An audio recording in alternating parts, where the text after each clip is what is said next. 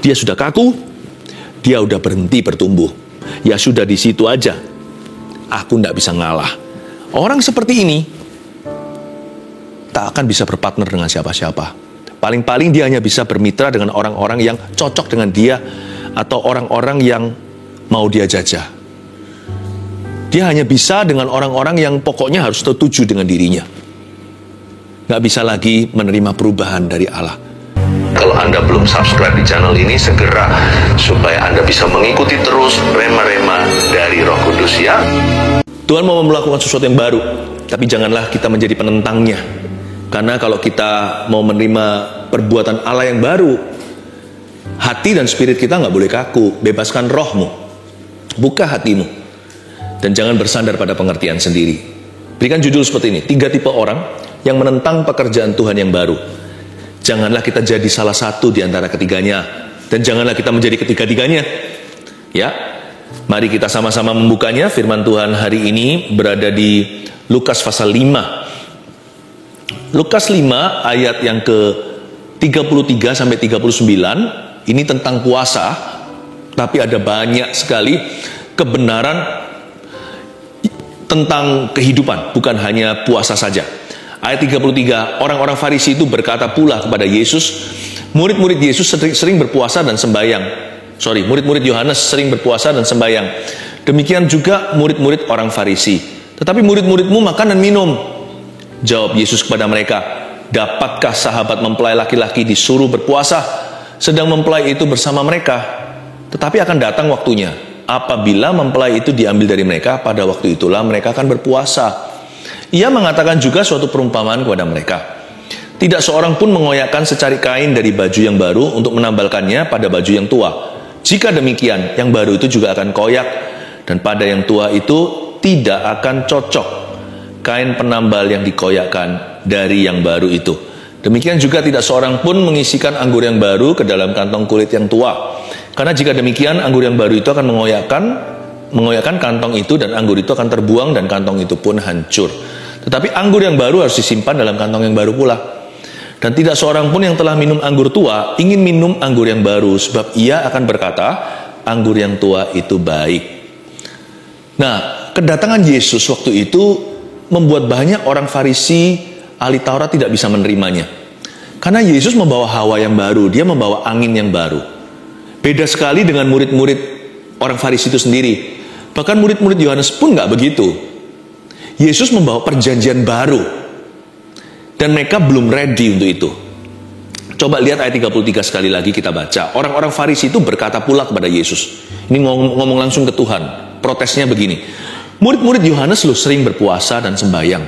Nggak ada salahnya dengan puasa dan sembahyang.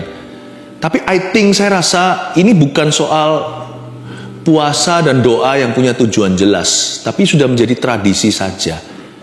Manusia itu biasa kaku.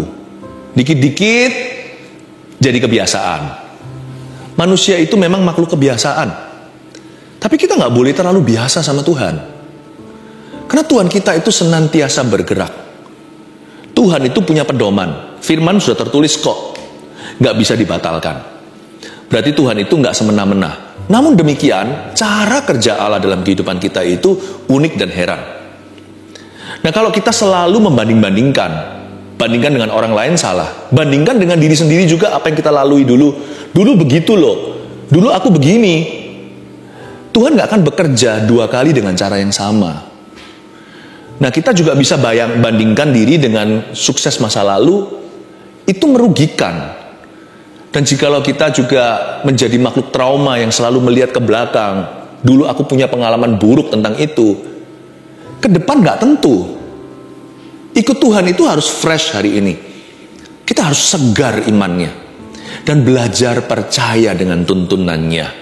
3 tipe orang yang menentang pekerjaan Tuhan yang baru itu dimulai dengan orang Farisi. Mereka berkata, murid Yesus sering puasa sembahyang. Demikian juga murid-murid orang Farisi. Tapi murid-muridmu makan dan minum. Yesus diprotes karena Yesus terlalu happy. Coba bayangkan. Kita kan seringkali imajinasi Tuhan Yesus selalu murung, nangis, meratap. Iya. Dia adalah anak Allah yang ditempa oleh sengsara. Tapi Yesus itu lihat, cara Yesus membawa diri dan membawa murid-muridnya, cara Yesus itu membawa atmosfer di antara mereka itu bahagia. Dan orang-orang ini gak suka lihat orang lain happy. Mereka berkata, gak bisa, agama gak boleh begitu. Agama harus heavy, bukan happy, bukan bahagia. Agama itu harus berat hati, gak boleh itu. Yesus menawarkan iman, mereka pilih trauma. Coba.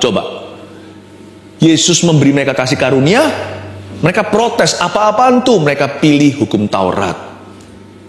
Dan bukannya mereka memilih sukacita, mereka memilih berat hati. Gak heran ya, orang-orang yang sama ini nanti akan memilih Barnabas daripada Kristus. Mereka gak siap melihat sesuatu yang baru seperti Yesus Kristus itu. They were not ready. They would never be ready. Gak akan pernah siap mereka. Karena Yesus menawarkan sesuatu di luar pikiran mereka. Dan Yesus menawarkan sesuatu yang lebih besar daripada tradisi mereka. Dan ketika Tuhan Yesus mau melakukan sesuatu yang baru, berupa keselamatan jiwa, mereka gak ready untuk keluar dari sistem agamawi. Mereka berkata, aku sudah lahir begini. Padahal Yesus itu adalah penggenapan hukum Taurat.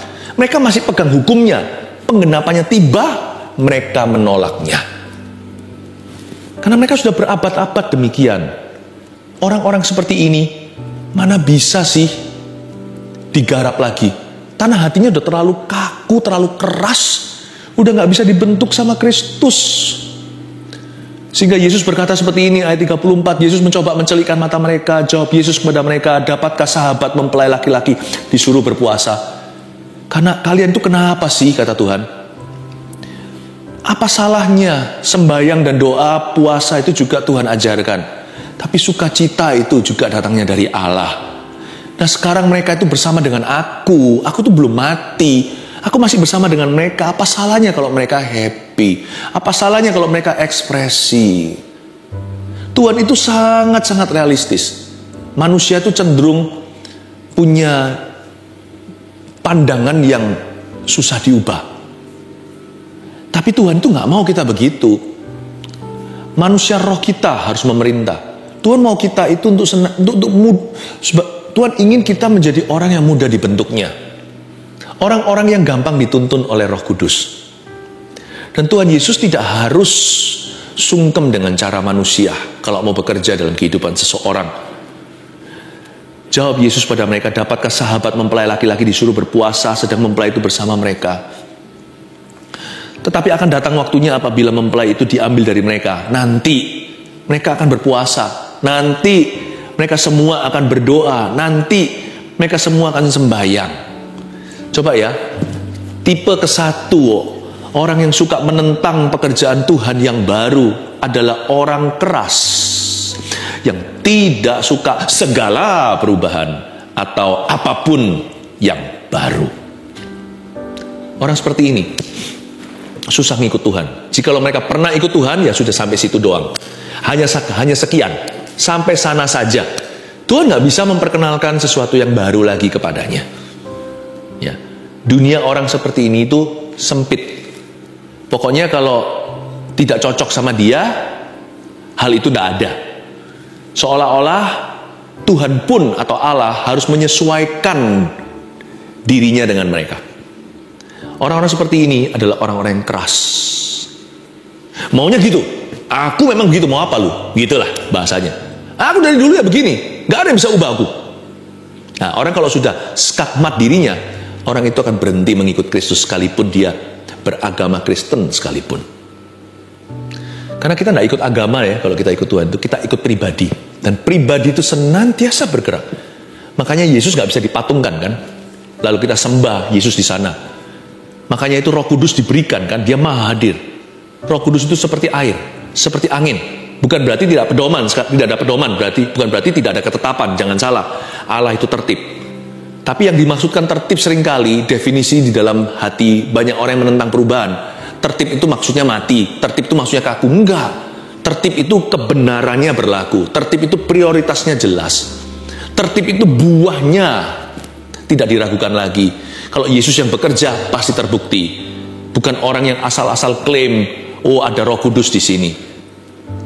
Namun demikian ada banyak orang yang sudah nggak mau Roh Kudusan. Bagi dia Roh Kudus hanyalah sebuah teologia, sebuah doktrin saja, atau sebuah bahan perdebatan. Dia bisa bicara seputar Roh Kudus tapi nggak pernah mau Roh Kudusnya. Orang seperti itu orang yang keras.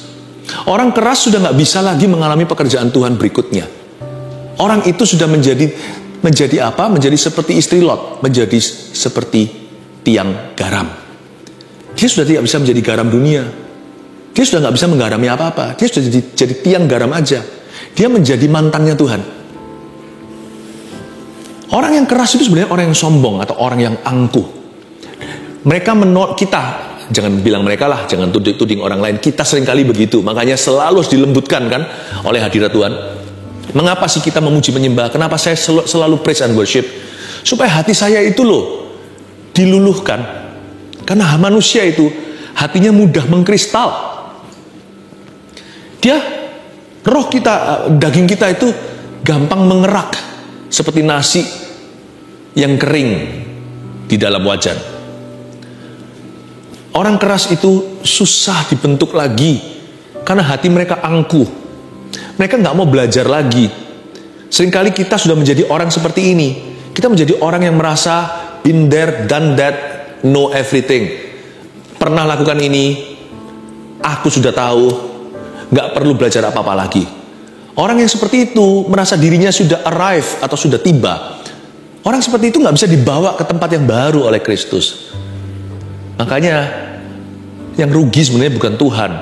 Yang rugi adalah kita kalau kita memeraskan hati. Makanya itu seringkali. Makanya kalau hati itu jangan diizinkan lebih dari 2 hari. Tiap hari masuk hadirat Allah. Pagi hari sapa Yesus dulu. Kita saat teduh secara pribadi. Sekarang juga ada Rabu dan Sabtu secara bersama-sama kita masuk hadirat Tuhan. Supaya hati kita itu dilembutkan. Kalau Allah mau bekerja, Allah itu selalu bekerja sama dengan hati kita dulu. Kalau hati kita udah keras, mau kerja sama apa sama Tuhan? Ya, karena Tuhan kita nggak bisa paksa. Kalau dipaksa nanti malah koyak. Kalau dipaksa malah robek hidup ini. Tapi kalau Tuhan bekerja selalu mulai dari hati. Makanya hati jangan pernah mengeraskan. Jangan pernah mengeraskan hati ya. Orang keras yang nggak suka segala perubahan atau apapun yang baru. Do you fit that category? Coba renungkan. Apakah Anda dan saya cocok dengan kategori itu? Aku adalah orang yang keras, yang gak suka segala perubahan atau apapun yang baru. Kalau Anda adalah, kalau itu sebutan itu cocok untuk dirimu, bertobatlah segera sebelum terlambat. Mari kita lihat ayat 36 sekarang. Ia mengatakan juga suatu perumpamaan pada mereka. Tidak seorang pun mengoyakkan secari kain dari baju yang baru untuk menambalkannya pada baju yang tua. Jika demikian, yang baru itu juga akan koyak, dan pada yang tua itu tidak akan cocok kain penambal yang dikoyakkan dari yang baru itu. Apa sih ini? Bayangkan baju baru Anda, baju lama Anda, ya, baju tua Anda, baju lama Anda itu waktu jalan nggak hati-hati kena benda tajam atau kena paku. Lalu terkoyak, krek, robek, aduh ini baju kesayanganku. Lalu ditambal pakai kain yang baru. Kan gak mungkin Anda potong kain yang lama, kecuali mungkin baju yang mau dibuang. Tapi biasanya kain yang baru lalu ditambal. Ditambal dengan itu merusak baju yang lama. Kenapa? Karena waktu ditambalkan, kain yang baru itu pasti akan menyusut. Makanya kalau kita beli jeans lebih panjang, setelah kita pakai berapa minggu dia lebih pendek. Makanya kalau kita beli celana jangan sampai panjangnya pas-pasan, nanti cingkrang, agak sedikit panjang. Saya tahu karena saya ini anak Taylor. Nah kalau agak lebih panjang begitu, nanti setelah cuci berapa kali dia menyusut. Nah, jikalau kain yang baru itu ditambalkan pada baju tua, baju kesayangan Anda yang kena paku, kalau dia menyusut, dia menarik kain yang lama, malah robeknya lebih besar. Justru baju kesayangan Anda akan koyak. Maksudnya apa ini?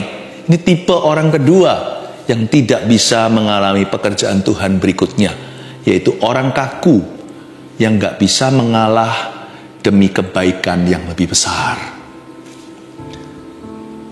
kaku orangnya, nggak fleksibel sama sekali.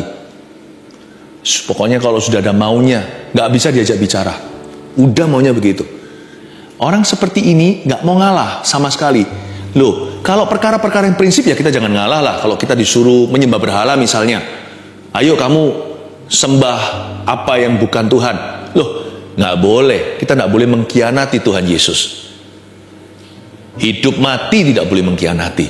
Saya mengerti. Tapi orang yang seperti ini, orang yang kaku itu, segala sesuatu prinsip bagi orang begitu. Orang kaku itu nggak bisa ngalah sama sekali. Bukan hanya hal-hal yang prinsip, kalau hal prinsip dibenarkan. Hal-hal yang nggak prinsip juga nggak bisa ngalah. Padahal itu demi kebaikan yang lebih besar. Sukanya debat pokoknya. Biasanya tipe orang-orang yang cari masalah. Atau orang yang suka mencari-cari. Pokoknya nggak suka aja, nggak suka sama kanan kiri. Kalau dihitung-hitung kalkulasi, dunianya sangat sepi, sunyi senyap. Karena semua orang salah kecuali dia. Ya, nanti lihat ya, kalau orang itu punya teman atau punya seolah-olah punya sahabat, itu pun karena nanti cepat lambat ketika nggak ada lagi orang lain diserang, dia akan serang sahabatnya. Kain baru itu akan mengoyakkan kain yang lama. Sebab kain lama tidak bisa turut menyusut. Paham maksud saya? Jikalau kain baru itu menyusut, kain lama itu harusnya berkembang supaya bisa mengimbangi susutan kain baru. Dan kalau orang tidak bisa mengembang dan mengalah, ya sudahlah. Untuk hal-hal yang sifatnya non-prinsipal, yang tidak prinsipil. Kalau kita tidak bisa mengembang, ini bukan ekspansi. Mengembang ini karakter kita itu cukup besar ruang untuk bisa menerima kekurangan, untuk bisa menerima kelambanan orang, untuk bisa menerima kekurangan, kelemahan saudara seiman, atau untuk bisa menunggu seorang kolega yang belum sampai di situ skillnya. Kain lama itu nggak bisa, dia sudah notok, dia sudah mentok. Perkembangannya sudah berhenti. Jika ketika kain yang baru itu menyusut sebagai tambalannya, maka dia akan robek karena dia tidak bisa mengalah. Kain lama sudah nggak bisa menyusut, kain lama sudah tidak bisa mengembang. Dia sudah kaku, dia sudah berhenti bertumbuh. Ya sudah di situ aja. Aku tidak bisa ngalah. Orang seperti ini tak akan bisa berpartner dengan siapa-siapa. Paling-paling dia hanya bisa bermitra dengan orang-orang yang cocok dengan dia atau orang-orang yang mau dia jajah. Dia hanya bisa dengan orang-orang yang pokoknya harus setuju dengan dirinya. Gak bisa lagi menerima perubahan dari Allah. Jangan ya, please, mari kita, Anda dan saya, kita jadi orang yang terbuka untuk perubahan. Kalau perubahan itu adalah dari Kristus, bukan segala perubahan. Kalau perubahan yang bukan dari Tuhan itu kemunduran. Itu berarti kelunturan. Tapi kalau perubahan yang dari Kristus, jadilah orang yang terbuka untuk itu. Apalagi kalau itu demi kebaikan yang lebih besar, for the greater good, untuk kepentingan bersama, bukan kepentingan pribadi. Alangkah baiknya kita belajar untuk mengembang dalam karakter kita. Untuk yang kain yang baru, untuk orang-orang yang baru, kita rasa kamu belum di levelku, tapi bisa nggak kita turun level ke level dia? Bisa nggak kita turun ke levelnya? Itu menunjukkan karakter lo. Tidak perlu karakter untuk seseorang memerintah, karena main perintah itu paling gampang. Tapi untuk kita bisa mengalah, menjemput orang, wah, itu kakak-kakak iman. Saya rasa orang seperti ini tuh biasanya dipercaya Tuhan ini, itu dan ini. Bukan orang yang kaku, tapi orang yang fleksibel dengan sesamanya. Bukan orang kompromi, sekali lagi ya, kompromi itu prinsip. Fleksibel itu di perkara-perkara yang sifatnya oke untuk mengalah. Nggak bisa. Padahal nggak ada di Alkitab ya. Jenis ministry, pelayanan contohnya. Misalkan, gembala sidangnya dalam konteks gereja. Mau mengadakan sebuah perubahan. Ya, semua gerbong ditarik ke sana. Contohnya. Padahal ini bukan perkara benar atau salah. Karena nggak ada tertulis di dalam Alkitab. Tapi hanyalah sifatnya kebijakan atau wujud pelayanan. Atau sebuah strategi yang dari Tuhan. Mau ditarik nih ke situ. Nggak bisa, kaku. Aku nggak bisa, pokoknya begini. Kalau nggak cocok dengan dia, langsung dia pasti akan utarakan protesnya dalam kata-kata yang pedas dan berkata, kok begitu? Gereja kok begini? Padahal itu bukan benar atau salah. Gembalanya juga nggak benar atau salah. Dia juga nggak benar atau salah. Tapi pokoknya nggak mau ngalah. Kalau bisa seluruh gereja suruh ngalah sama dia, semua suruh ikut kemauannya. Nah, lain posisi. Orang tua dan anak juga sama. Kenapa kok terjadi demikian sesuatu? Ya kan, pasti ada sesuatu yang kaku di situ. Dan sehingga tidak bisa terjadi keharmonisan. Dalam dunia kerja juga sama. Ya, pokoknya begini, ada orang yang benar-benar OCD atau apa. Lurus harus begitu, miring sedikit nggak bisa. Mejaku di sana. Wah, tidak bisa terjadi pembaharuan. Nanti disalib, nanti akan dibalap oleh toko sebelah. Karena tidak pernah renovasi diri, tidak pernah pembenahan, tidak pernah berbenahkan apa-apa. Sehingga maunya ya begitu, orang kaku akan kalah. Karena Tuhan suruh kita tulus dulu, tapi jangan lupa cerdiknya. Cerdik itu bukan kompromi, sekali lagi.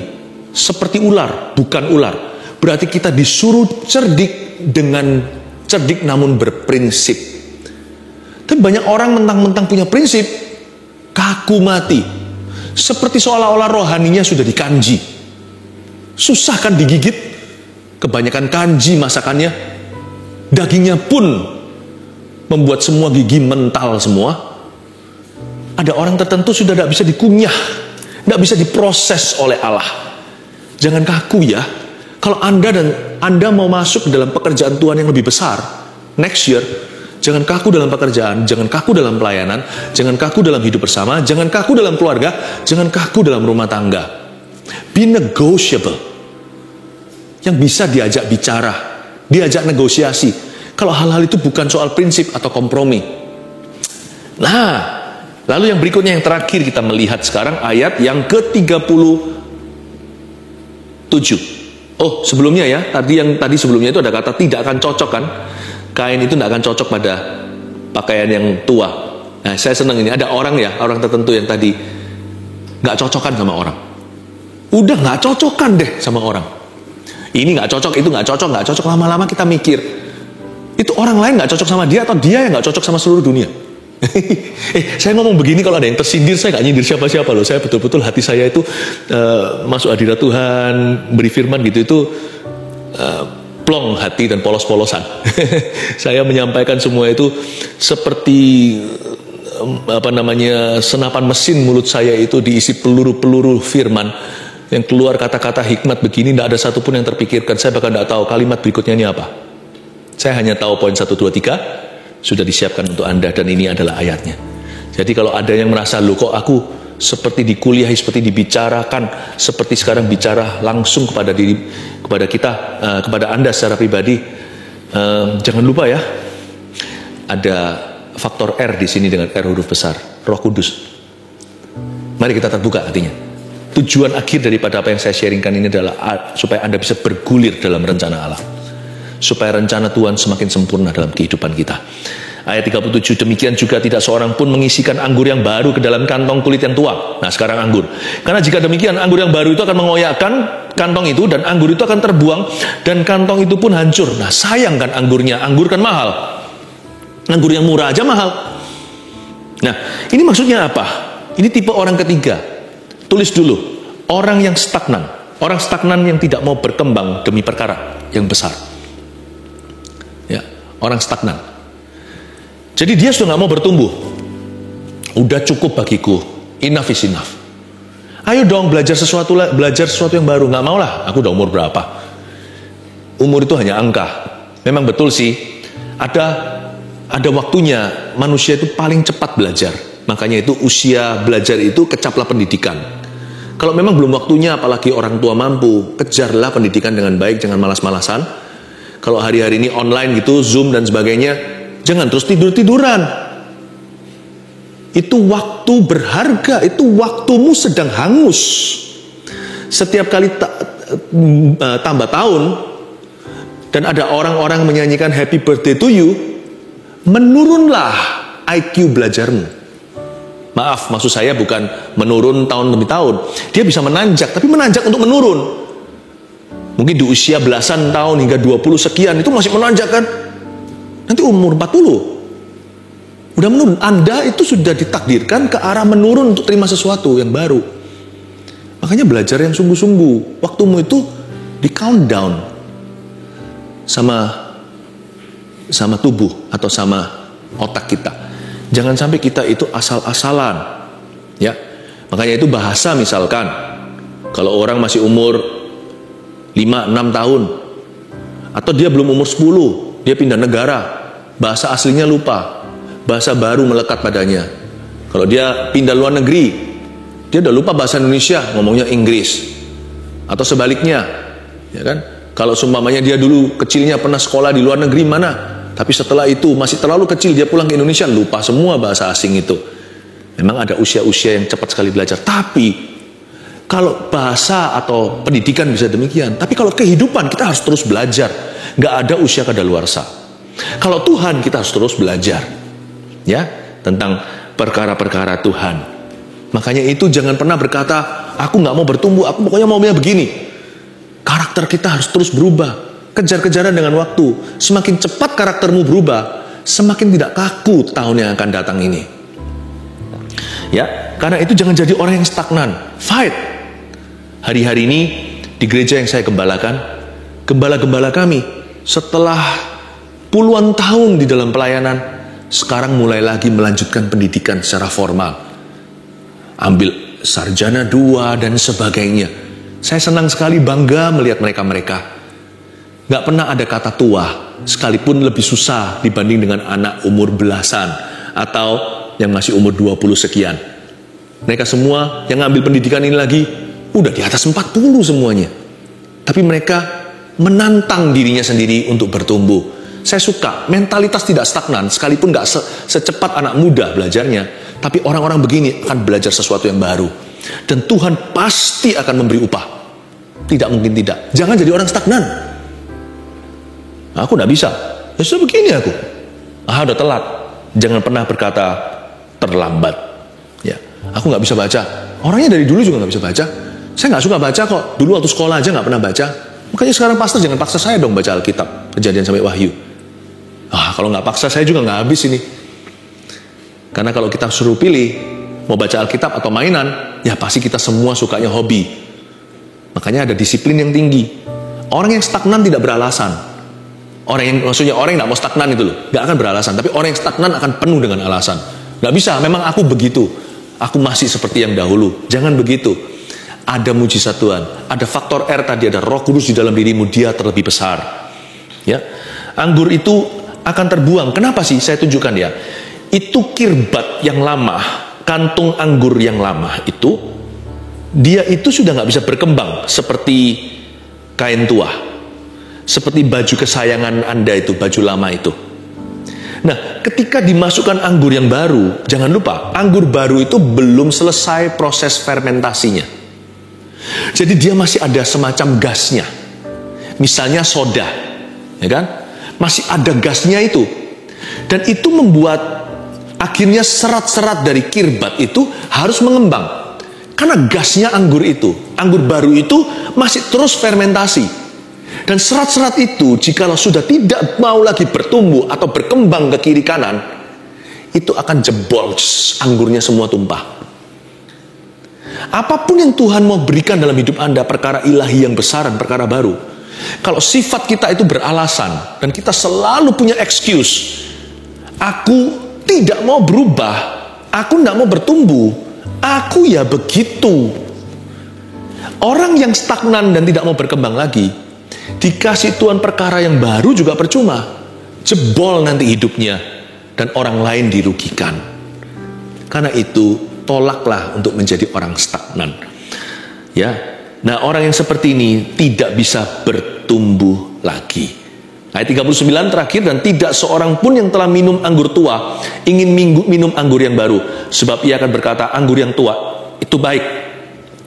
Nah, Tuhan Yesus menjelaskan sekarang ada urapan untuk melawan orang yang minum anggur tua. Ini bukan anggur lama ya. Anggur lama apalagi kalau disimpan di temperatur yang salah, nanti akan ada kerak-keraknya, dan itu nggak baik, dan itu jadi anggur rusak, anggur lama yang tidak dijaga. Anggur tua ini yang dijaga di temperatur. Misalnya di luar negeri, kita pernah baca magazine, mungkin majalah, gimana mereka simpan anggur itu di bawah tanah, disimpan di temperatur tertentu, disimpan di sebuah cellarnya. Wah, itu tambah lama, tambah tua, tambah mahal. Ya, bahkan ada anggur yang harganya itu sampai nggak masuk akal. Dari tahun berapa, 1900 berapa. Wah, orang yang sudah minum anggur tua tidak mau minum anggur baru, karena anggur baru masih kasar. Kalau dicicip dengan lidah mereka yang expert atau yang ahli, ini anggur yang murah. Maksudnya Yesus apa ini? Tiba-tiba kok berubah haluan bicaranya. Maksudnya gini loh, anggur tua tidak sama dengan anggur lama. Kalau Anda dan saya bukan menolak jadi orang keras, tapi kita terus lembutkan hati, dan kita terima segala perubahan yang datangnya dari Tuhan, asal dari Tuhan, apa yang merupakan buah-buah kebenaran. Dan Tuhan kalau mau mendatangkan sesuatu yang baru, Anda lembutkan hati terus, lama-lama urapanmu menjadi urapan yang tua. Hidupmu jadi semakin mahal. Bukannya jadi orang yang kaku, Anda jadi orang yang fleksibel. Tahu kapan kita berkata no negosiasi, kapan kita mengalah demi kebaikan yang lebih besar. Lama-lama wibawa Anda bertambah, anggur Anda menjadi tua, urapan Anda jadi mahal. Kalau Anda tidak menjadi orang stagnan, seperti gembala-gembala yang tadi saya sampaikan, pastor-pastor, pendeta-pendeta di gereja yang saya gembalakan, mereka terus belajar sesuatu yang baru terus.